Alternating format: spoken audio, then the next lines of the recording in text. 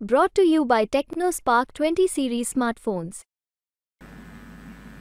शिवाजीराव, एका गोष्टीसाठी तुम्ही माझे आभार माना. शिवाजीराव, एका गोष्टीसाठी तुम्ही माझे आभार माना. मी तुम्हाला विधानसभेला उमेदवार सुद्धा दिले.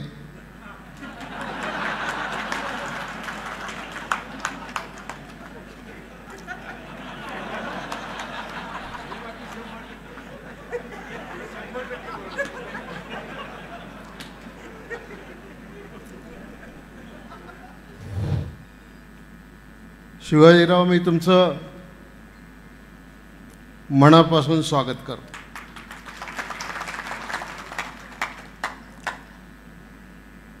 आम्ही गेल्या 40 वर्षापासून इकडं असू दे नाही तर तिकडं असू दे, आम्ही एकमेकाचे मित्र आहोत.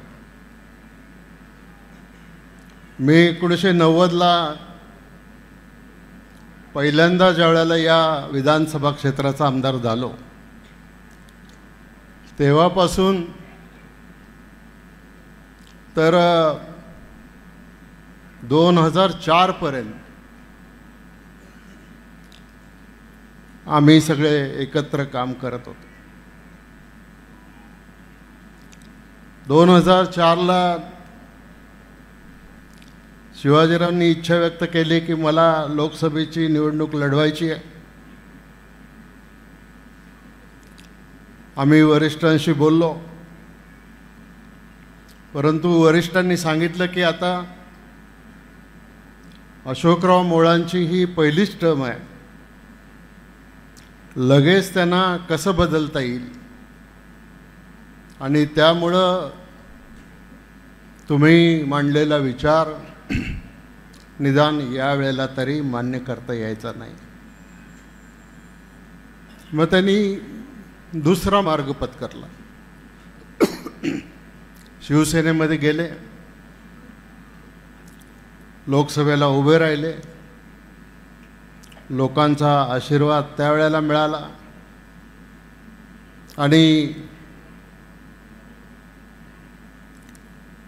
ते निवडून आले. आमचा संघर्ष चालूच होता, पण मगाशी जसं तटकरे साहेबांनी सांगितलं की हा तालुका काय आहे मला कळतच नाही, की लोकसभेला यांना मतं देतात आणि विधानसभेला तुम्हाला मतं देतात.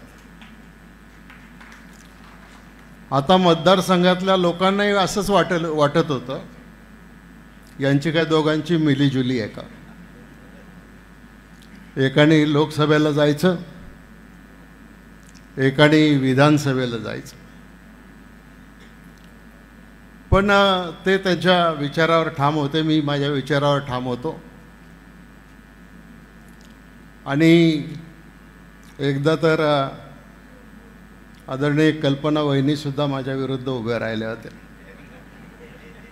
आणि ज्या वेळेला कल्पना वहिनी माझ्या विरुद्ध उभ्या राहिल्या, त्यावेळेला लोकांना कळलं यांच्यात काही मिलीजुली नाही म्हणून. झाल्या निवडणुका, विधानसभेच्या निवडणुका झाल्या. शिवाजीराव, एका गोष्टीसाठी तुम्ही माझे आभार माना. शिवाजीराव, एका गोष्टीसाठी तुम्ही माझे आभार माना. मी तुम्हाला विधानसभेला उमेदवार सुद्धा दिले.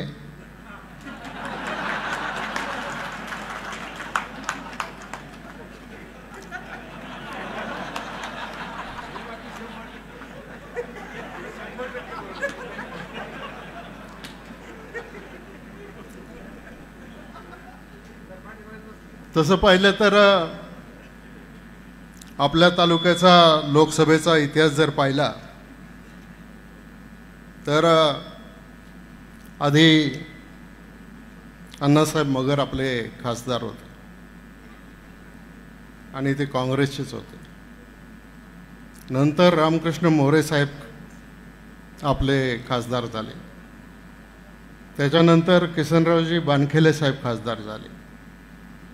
त्याच्यानंतर नानासाहेब नवले खासदार झाले, त्याच्यानंतर निवृत्तीशेठ शेरकर खासदार झाले, त्याच्यानंतर अशोक मोहोळ खासदार झाले. पुन्हा 2009च्या निवडणुकीमध्ये आपल्याच पक्षातल्या एका पुढाऱ्यांनी आव्हान स्वीकारलं आणि ते म्हटलं, शिवाजीरावला काय मी माझ्यासारखा कार्यकर्ता उभा राहिला तर असंच पाडून टाकेन. आणि त्यांना उमेदवारी दिली आणि शिवाजीरावांनी सांगितलं 3 लाखाने तुम्ही विजयी झाला. आलं का नाही लक्षात?